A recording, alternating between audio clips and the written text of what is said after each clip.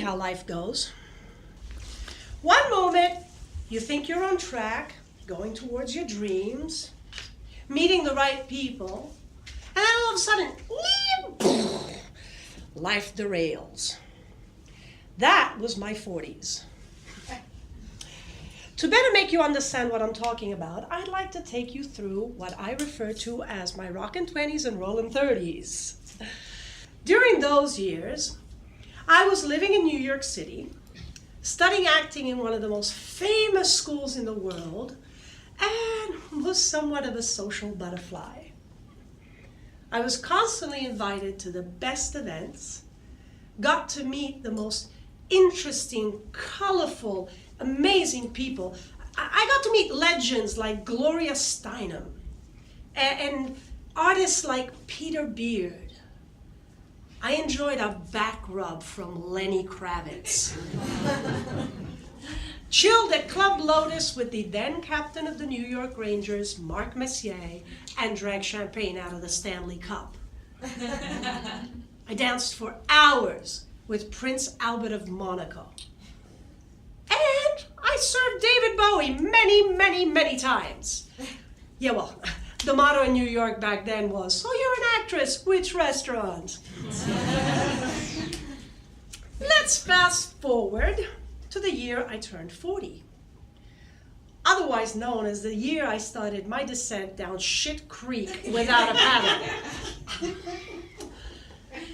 Let me explain. For 2 years, I had been hard at work gathering funds and putting together documents and preparing a business proposal, consulting with a lawyer so that I could apply for a foreign investor visa.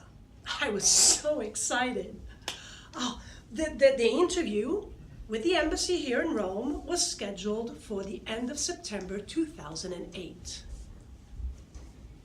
September 2008?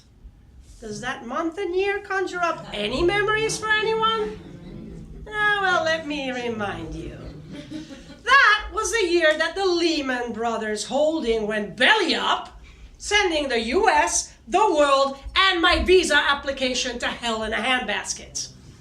They were no longer handing out visas with investments of less than 500 grand. I was forced to run back to New York, pack up 16 years of my life, and move back to Rome, all in less than 3 months.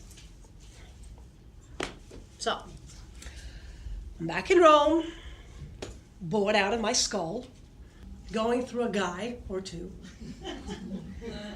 when I start to notice a weird feeling in the upper left bridge of my mouth. I go to the family dentist and she discovers 2 huge granulomas which literally threaten to leave me toothless on one side. Ooh, sexy. Turns out the whole ordeal was the fault of the dentist in New York who had performed the original root canal. I later found out that the jerk was always high on Quaaludes, Studio 54's drug of choice.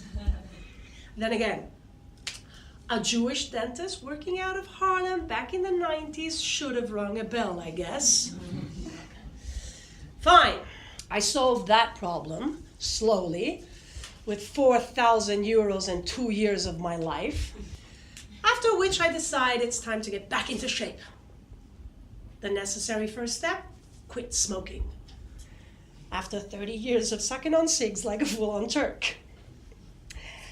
I get into shape. I start working out at home. I start doing even a little jogging. The first 6 months were great until I have a huge asthma attack, which lands my sorry ass in the hospital. Turns out I had quit a tad too late and was now stuck with chronic bronchitis and asthma. Okay, I get that under control and bravely join a cute little affordable gym. At that point in the story, I'm around 45 years old and start getting these twinges in my back and my hips while I sleep. It's nothing. I keep going to the gym. I even joined an aqua fitness lesson. Oh, I love it. My back and my hips feel better, and I feel graceful like a ballerina in that water. Yeah, me graceful. Try and picture that. Everything is going perfect until I develop the worst dermatitis, which renders me permanently allergic to the chlorine in the pool. Oh, but not all pools. No. No, just that one. Yeah, the one I could afford.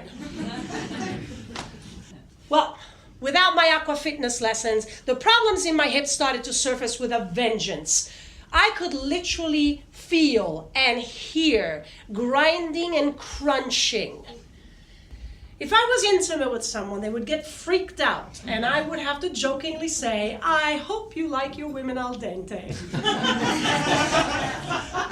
After many, many months of x-rays, for which I'm sure that I will eventually start glowing in the dark, and another chunk of my life running from one doctor to the next, running figuratively speaking, because with these hips, I can't run after a drunken turtle. I finally found the right doctor, who said I needed a double hip replacement. Son of a bitch! Well, I had my first hip replacement this past January. I will be having my second one in about a month. I will be fully bionic before I turn 50. Coincidentally, I turn 50 next year. And they say that 50 is the new 40, and I really hope so. Because